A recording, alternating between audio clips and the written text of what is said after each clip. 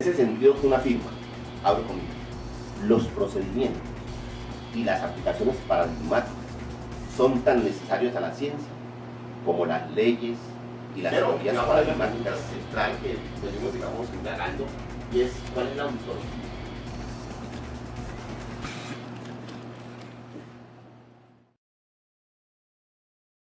Y de manera particular a la conferencia, al diálogo sobre los ejemplares.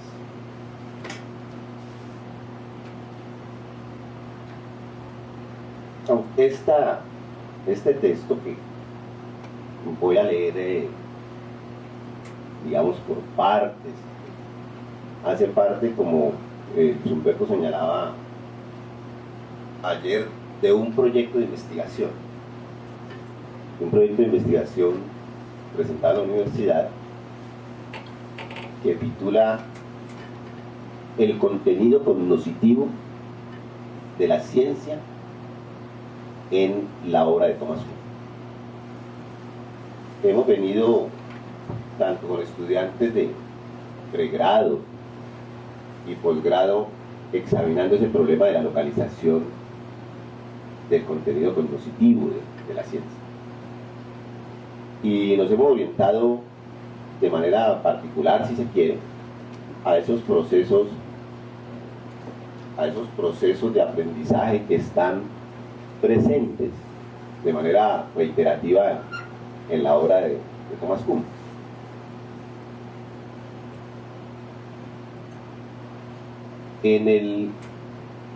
¿Cuáles son los momentos que se van a abordar en la temática? Primero, voy a tratar de mostrar la importancia, el sentido, si se quiere, de esa pregunta que presenta Kuhn de manera, digamos, explícita, si se quiere, en el epílogo postscrito a la estructura de las nociones científicas. En segundo lugar, voy a tratar de ubicar esa localización de acuerdo a la perspectiva kuhniana en los ejemplares y en las generalizaciones simbólicas. Eso tiene que ver, pues, con los dos componentes uno de los dos componentes de la matriz disciplinar, de los cuatro que Kuhn presenta y que no agotan, ¿sí?, la matriz disciplinar. Pero me voy a centrar fundamentalmente en los ejemplares. Y en un tercer momento voy a tratar de ejemplificar ese problema de los ejemplares con un ejemplar particular. Estamos en las discusiones que hemos tenido. Creemos que es necesario profundizar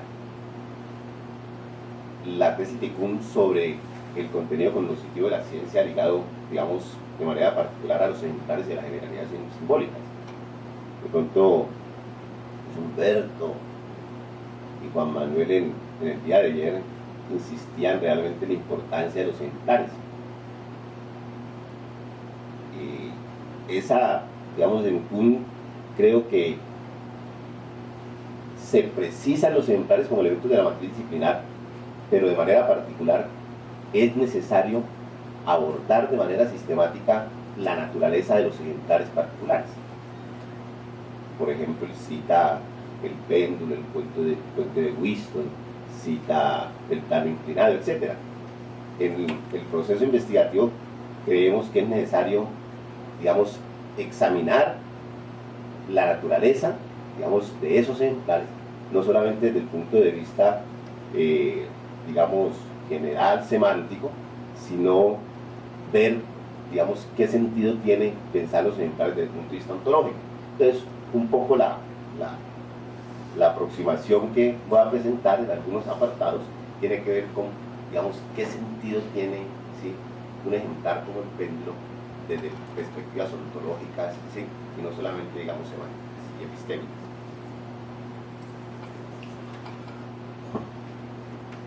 En el epílogo a la estructura de las revoluciones científicas, Thomas Kuhn plantea el problema de la localización del contenido cognoscitivo de la ciencia.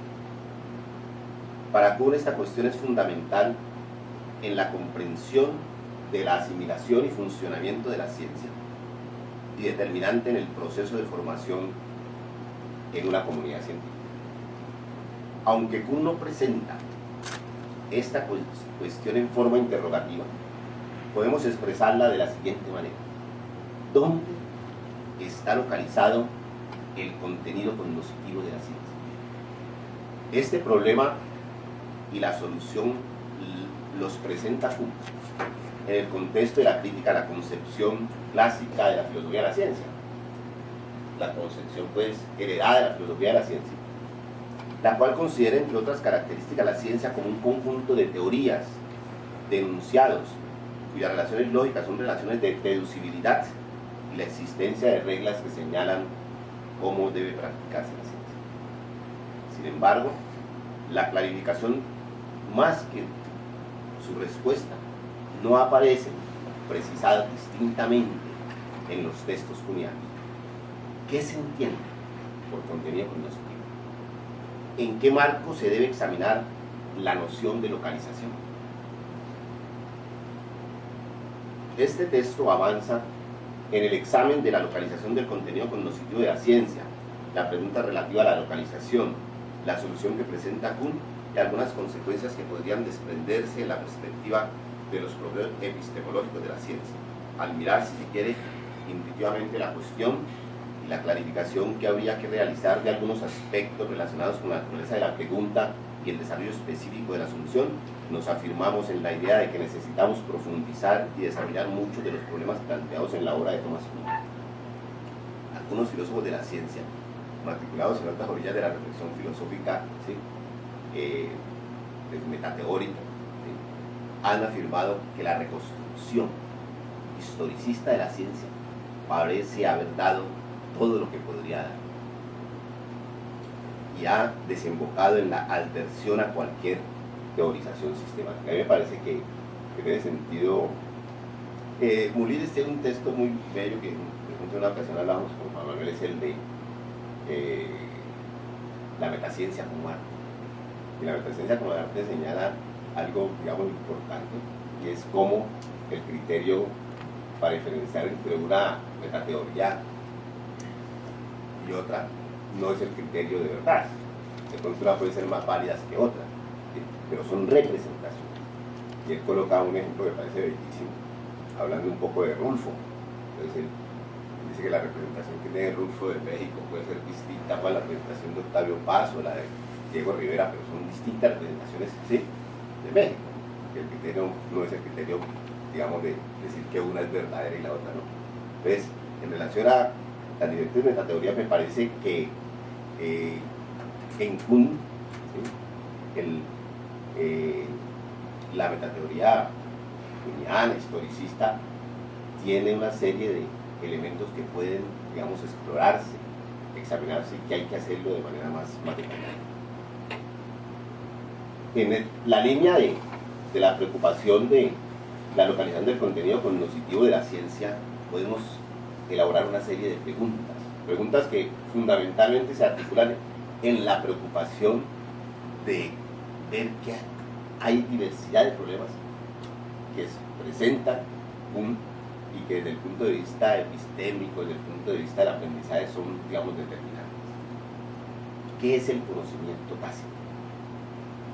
Humberto señala algunos aspectos en relación a lo de Polanyi, el conocimiento tácito. Me parece que ese es un punto que no voy a tratar, pero que hace parte, digamos, de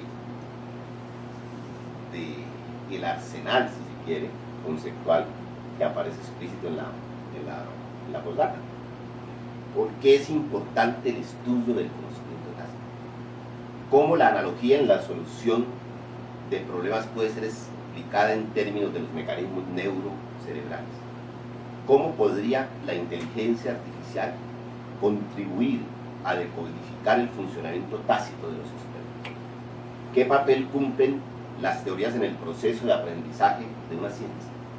¿Cómo la percepción significativa se relaciona con la experimentación científica? ¿Qué relación se puede establecer entre las observaciones concebidas puramente fenoménicas y los esquemas cognitivos del sujeto? ¿Por qué el péndulo galileano es un instrumento cognoscitivo de la física? O sea, ahí hay una idea que venimos explorando, digamos, del péndulo como ejemplar, pero digamos el péndulo, además de concebirse, digamos, como ejemplar, es un instrumento de producción de conocimiento en la ciencia física. Vamos a ver que el péndulo lo encuentra en diversidad de situaciones, en diversidad de temas o de contenidos desde la perspectiva de la física, hasta en mecánica cuántica, aunque tenga otro contexto, ¿sí? Cuando se examina inicialmente la solución de Schrödinger, aparece el oscilador armónico, que hay una revisión un poco, ¿sí?, a esa representación, ¿sí?, inicial del movimiento armónico pendular. ¿Por qué el péndulo galileano es un instrumento cognoscitivo de la física? ¿Qué papel cumple el cambio conceptual en el aprendizaje de la ciencia? ¿Cómo se podría determinar el contenido cognoscitivo de los ejemplares paradigmáticos? Hemos traído a colación esta serie de cuestiones, algunas reiteradas en la obra de Kuhn, en el propósito de señalar en primer lugar la pertinencia de estos problemas en la filosofía de la ciencia. Ahora bien, algunos de estos problemas han sido abordados de manera en marcos distintos, en saberes distintos. Sin embargo, es necesario un examen sistemático, articulado de la diversidad de problemas que plantea Kuhn con relación a la naturaleza y alcance del conocimiento humano, y particularmente el conocimiento científico. Comillas, abro comillas, ya que su modelo toma en serio el carácter complejo y multifacético de la empresa cognitiva. Cierro comillas. Un texto de Ana Rosa. Examinemos un poco la noción de localización. La noción de localización del contenido cognoscitivo de la ciencia. ¿Qué se entiende por contenido cognoscitivo? ¿Cómo debe entenderse la noción de localización? Kuhn no define el contenido cognoscitivo. Sin embargo, en la discusión que desarrolla, alude a la existencia de un aparato cognoscitivo propio de la comunidad científica, relacionado con la actividad que realiza el sujeto cognoscente en la solución de problemas fundamentalmente nuevos. Ese aparato debe permitir identificar el formalismo especial, el cual es aceptado como plausible o rechazado como implausible antes del experimento, y que se utiliza al enfrentar el estudio y solución de un problema. Kuhn considera que esta es una de las funciones que desempeñar el conocimiento científico.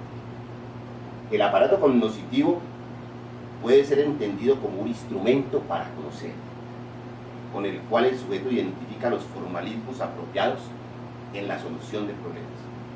Ese aparato o instrumento transforma un estado inicial del conocimiento en un estado final.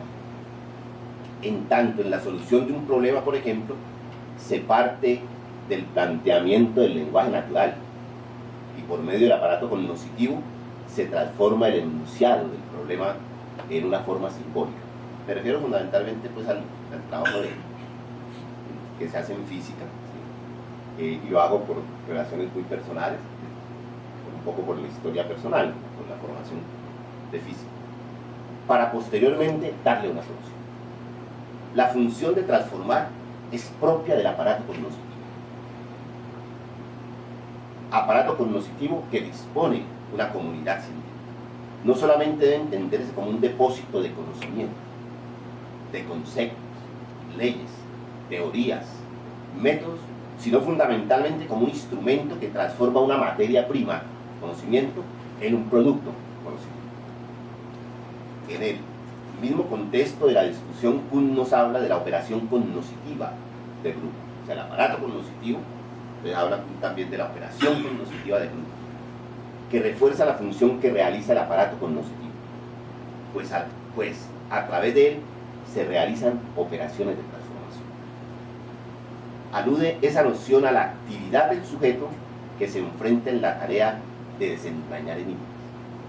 La operación cognoscitiva se define esencialmente como una actividad transformadora. Kuhn considera que para entender la forma como funciona una comunidad científica, como productora y validadora de conocimiento sólido, es necesario emprender en comprender cómo se realizan las operaciones cognoscitivas en el marco de un paradigma. O sea, la cognición, digamos, de que estamos hablando, está muy ligada al paradigma. Al examinar la noción de contenido cognoscitivo, he tratado de dar un rodeo aclarando el significado de aparato cognoscitivo, noción que Kuhn considera esencial a las comunidades científicas. Pero al examinar el concepto de aparato cognoscitivo, nos vimos en la tarea de clarificar que no se trata de un aparato general, sino de un aparato cuya materia de transformación es el conocimiento.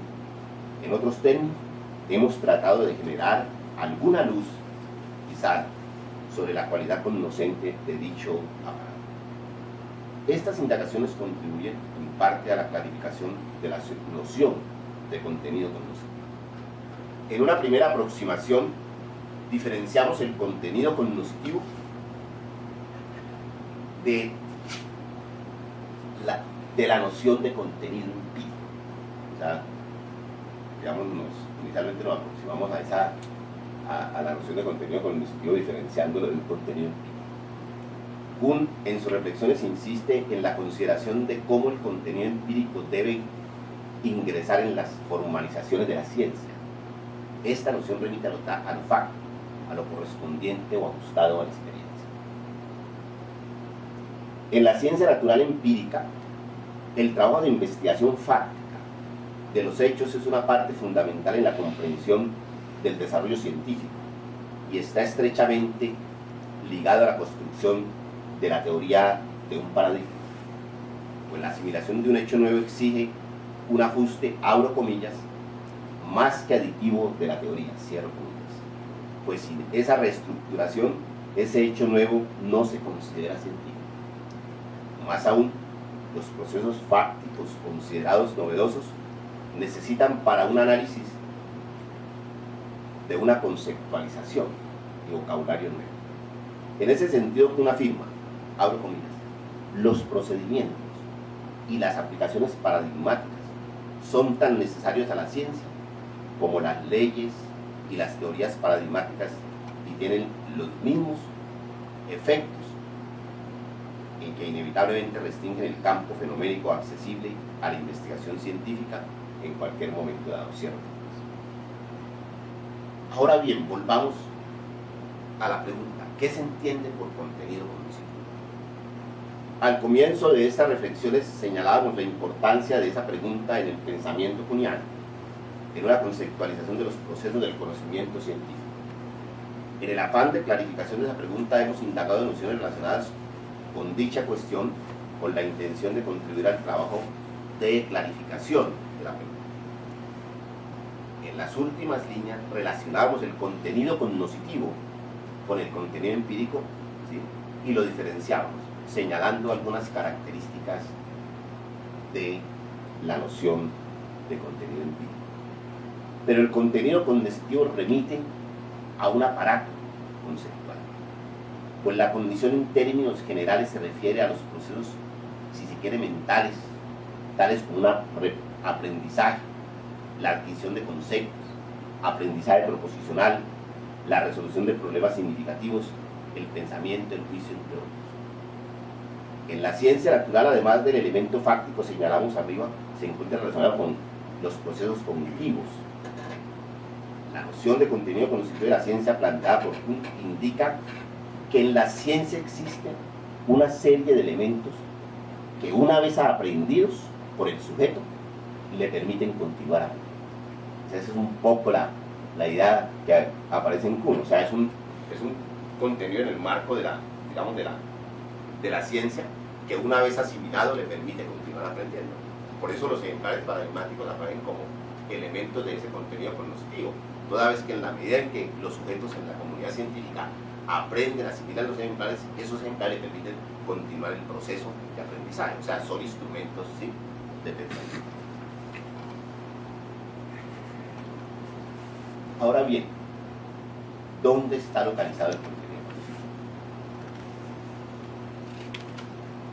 Kuhn en la postdata señala muy claramente esa diferencia. Dice que en general la filosofía de la ciencia, la concepción heredada, ha insistido mucho en que la localización del contenido está en la teoría y en las reglas. Y él dice, no está en la teoría y en las reglas. Cuando el estudiante resuelve problemas y cada vez resuelve más problemas, va adquiriendo, ¿sí?, un conocimiento no solamente de la ciencia, sino también de la naturaleza. Kuhn considera los ejemplares paradigmáticos como las concretas soluciones a problemas que los estudiantes encuentran desde el principio de su educación científica, tanto en las prácticas del laboratorio, en las evaluaciones diseñadas en el proceso de la instrucción, como al final de los capítulos del libro de texto. A mí me parece, William y en general los que han participado en el simposio han señalado el papel de los libros de texto. A mí me parece que, si bien en uno de los capítulos de la estructura se señala cómo los libros de texto hacen invisible las revoluciones científicas, son instrumentos fundamentales en el proceso de formación de una comunidad científica. Y Kuhn señala que esa es su función. O sea, a los libros de texto no se les pide que hagan historia. Por ejemplo, en física, en la formación normal, los estudiantes no se relacionan con los libros clásicos, con Galileo, con Newton, con los textos, digamos, de la mecánica cuántica, sino con los manuales. Si uno le pone, si le hace un examen de pronto a uno de los colegas de física, por ejemplo a Pedro Prieto, sobre esa historia, yo creo que, no sé, Ernesto, si podría tener una buena calificación, pero eso lo que está diciendo es que es un ejemplo para mostrar que uno en la formación nunca se enfrenta con los libros, digamos, clásicos, ¿sí? Distinto, y es una diferencia sustancial con la enseñanza de la filosofía. La enseñanza de la filosofía no, digamos, parte de manuales, aunque, digamos, hay manuales. Y en la filosofía, eso ha sido una experiencia que yo he tenido porque pues, yo vengo de las ciencias de la física, y es que, digamos, no hay manuales, sino que vamos a los textos fundamentales. Vamos a Aristóteles, a Platón, a Hume, etcétera, etcétera. ¿Sí? Pero eso es un punto, creo yo, que debe ser examinado muy en detalle en ese proceso, digamos, de aprendizaje en las comunidades científicas.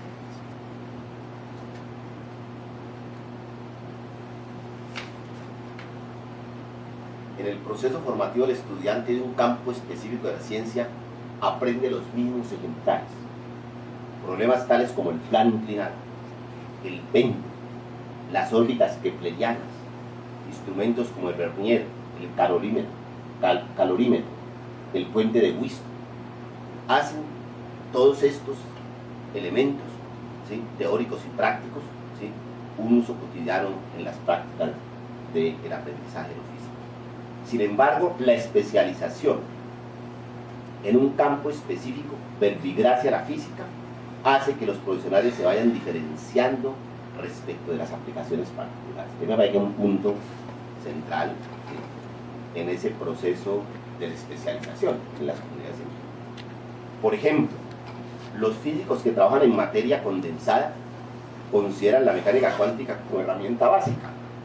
De igual forma, los que trabajan en física teórica utilizan la ecuación de Schrödinger, pero la orientan específicamente a determinados aspectos particulares. Los de la materia condensada, por ejemplo, la utiliza en el cálculo de vacancias para introducir sustancias, materiales, etc. Y los de física teórica fundamentales de los modelos.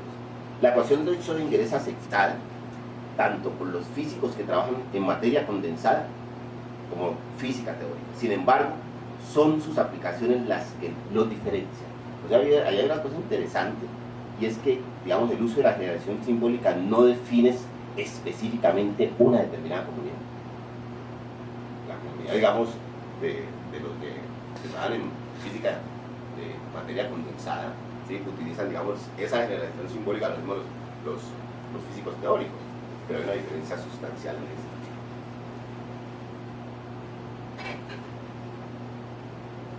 Ahora bien, en el examen de los ejemplares paradigmáticos, la historia de la ciencia es un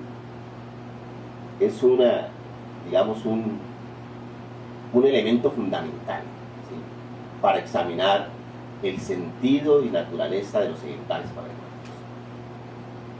Si quiere, es como un laboratorio epistemológico. En ese sentido, el péndulo en el examen de los ejemplares paradigmáticos tiene distintas connotaciones en la historia. Por eso a mí me parece que el péndulo y los diferentes ejemplares paradigmáticos hay que profundizarlos. El péndulo aparece, por ejemplo, en Descartes, en 1633, en el Tratado del Mundo. Y la concepción que Descartes, digamos, utiliza para trabajar con el péndulo es una concepción fundamentalmente anclada en una mecánica, en una dinámica de interacción, de choques. Galileo lo utiliza en otro contexto, Newton lo utiliza en otro contexto. Entonces, a mí me parece que, digamos, los ejemplares, y voy a tratar de examinar un poco el péndulo, los ejemplares atraviesan distintos contenidos de la ciencia física. Tocaría ver, digamos, examinar los ejemplares de otras ciencias. Yo, digamos, soy como muy cuidadoso en extender algunas de las características de los ejemplares a otras ciencias. Me parece que hay que hacerlo con cuidado, ¿sí? Pero el péndulo tiene una ventaja, ¿sí?, y es que atraviesa el péndulo, sí, atraviesa distintos contenidos, y a mí me parece que es bien importante. O sea, uno puede, digamos, utilizar el péndulo. Primero, digamos, hay una pregunta central que venimos, digamos, indagando, y es: ¿cuál es la ontología?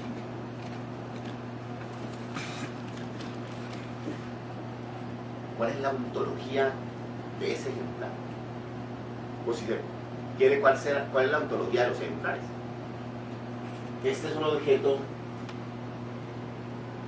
si se quiere, abstracto, pero puede ligarse a la ontología. Es un punto, una pregunta que parece válida, que estamos tratando de pensar. Entonces, yo puedo utilizar el ejemplar en cinemática. Lo puedo utilizar en dinámica. Lo puedo utilizar cuando hablo de energía. En ese proceso yo puedo hablar también de oscilación de movimiento amortiguado, ondas, movimiento armónico, etc. Entonces, fíjense lo siguiente: este es un ejemplar, toda vez que atraviesa determinados contenidos. Y es importante examinar en detalle las diferentes características. Y esto se puede examinar a través del sonido. Lo otro que me parece clave y que venimos, digamos, desarrollando un poco es esa relación, ¿sí?, con la generalización simbólica.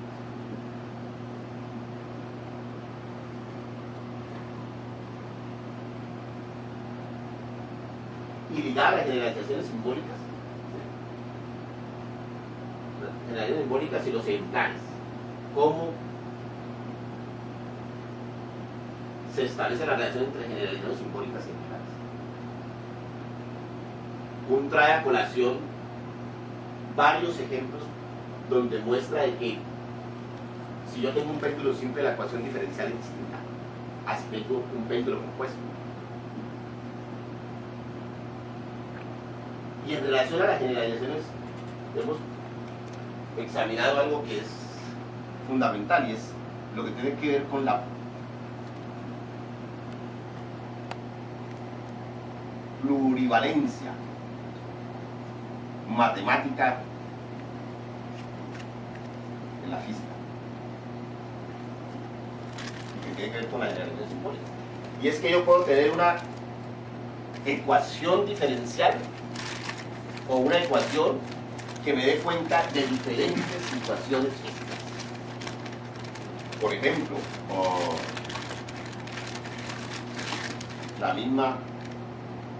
el mismo esquema de ley.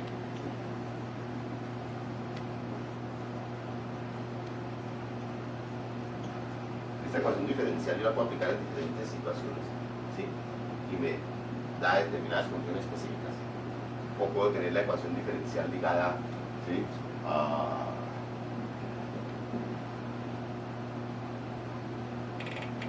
la fuerza de Hooke. Esto es por A.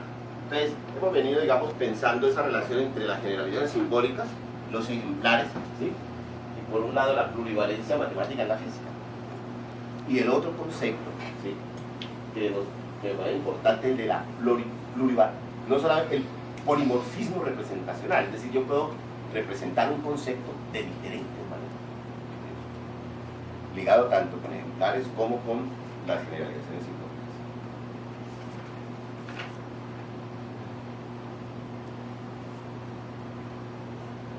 En el estudio de los ejemplares, Kuhn señala la potencialidad de los ejemplares para resolver distintos problemas y señala la noción de analogía, de semejanza ligada a los ejemplares paradigmáticos y su relación con los procesos cognitivos. Kuhn considera que el estudiante en su actividad formativa descubre una manera de ver un problema como un problema que ya había encontrado antes. Una búsqueda inicialmente de captar las similitudes. Percibida la analogía entre dos o más problemas distintos, se enfrenta con la tarea de expresar los conceptos y leyes en forma simbólica y relacionarlos con la naturaleza de forma que ya ha hecho antes. Para Kuhn, las relaciones de similitud adquiridas también se muestran en la historia de la ciencia y particularmente en la mecánica.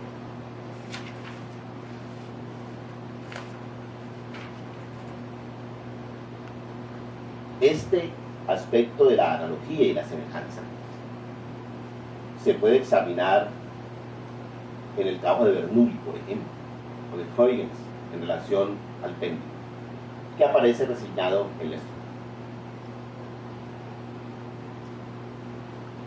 Ahora bien, de manera general, ¿qué relación se establece entre los ejemplares paradigmáticos y las generalidades simbólicas? La solución de un problema basándose en otro requiere el uso de las generalizaciones simbólicas. El aprendizaje de los ejemplares integra el conocimiento y manejo de las generalizaciones simbólicas. La comprensión de una ley integra la diversidad de generalizaciones simbólicas. El cambio de una situación problema a la siguiente significa el cambio de la generalización simbólica. No hay generalizaciones simbólicas sino esquemas de ley. El poder de una ciencia aumenta con el número de generalidades simbólicas de las que disponen los participantes. El conocimiento científico de los expertos está localizado en los ejemplares, en la generalidad simbólica y cuál es su relación. Esta serie de preguntas tienen que ver pues con el examen de los problemas ligados al proyecto y que está de todas maneras incluido. Estas, entre otras preguntas, tratan de resaltar la importancia que adquieren para una concepción epistemológica de la ciencia los ejemplares y las generalizaciones simbólicas. No se trata de dar cuenta de cada uno de los interrogantes, los cuales de una u otra manera ya fueron puestos sobre la mesa por el propio Kuhn a través de sus textos, específicamente en la estructura. El objetivo es recrear la mirada de Kuhn sobre estos aspectos tan cruciales y prácticos para la formación de los científicos. Adquirir, dice Kuhn, todo un arsenal de ejemplares, al igual que aprender generalizaciones simbólicas, son parte integrante del proceso por el cual el estudiante logra llegar a las realizaciones cognitivas de un grupo disciplinario.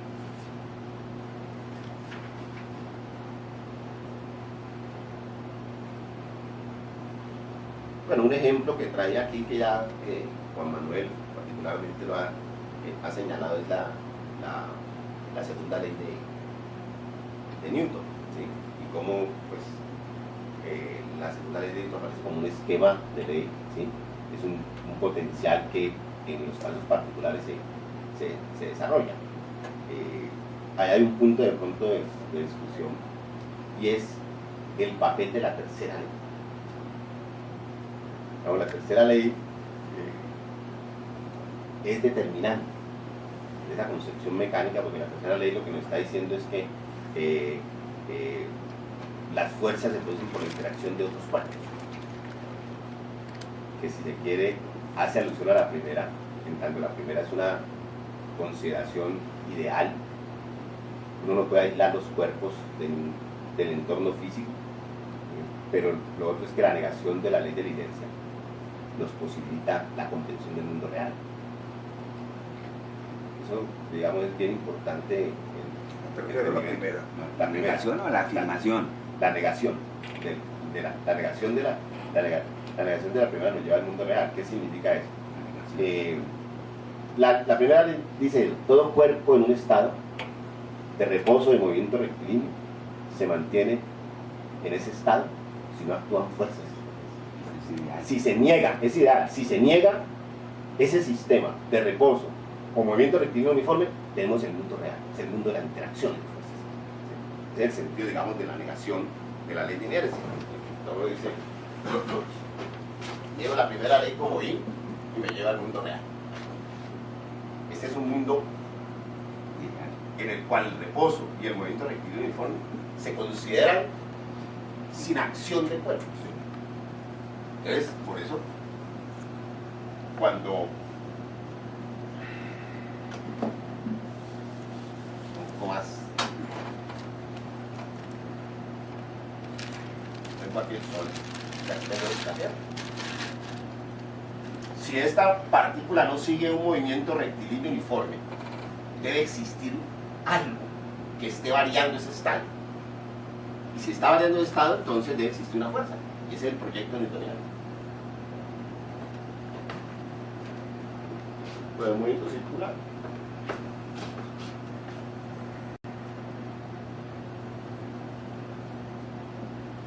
En el movimiento circular, en cada instante tenemos una velocidad. Y puede ser que la magnitud sea igual, pero la dirección es distinta, por lo tanto va cambiando, ¿sí? Digamos, el vector velocidad, y por lo tanto hay una fuerza. Entonces, esa idea de la negación de las condiciones que precisa la primera ley para afirmar el mundo real es fundamental.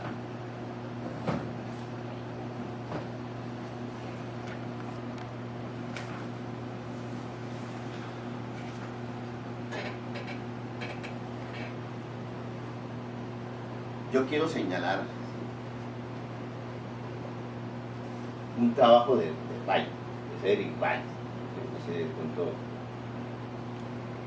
en física, cuando él es Ray era de los grandes, pues, teóricos de la mecánica estadística, y él señala la importancia de las generalizaciones simbólicas y de los ejemplares en la educación de los físicos, y lo hace, digamos, de manera muy significativa, definiendo una serie de procesos en la solución de problemas. Entonces empieza la representación, el paso de lenguaje natural al lenguaje simbólico, después del lenguaje simbólico al lenguaje formal, después del lenguaje formal, ¿sí?, a la solución del problema desde el punto de vista matemático.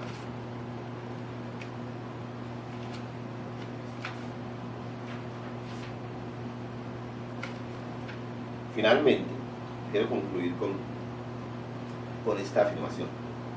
El análisis de los ejemplares pone de relieve la importancia que para el aprendizaje de la ciencia tiene el aporte de Kuhn, en tanto los ejemplares están ligados a la praxis, están ligados a la actividad que realizan los científicos en el día a día y que de una u otra manera van determinando la ruta en la formación de los próximos científicos. Gracias.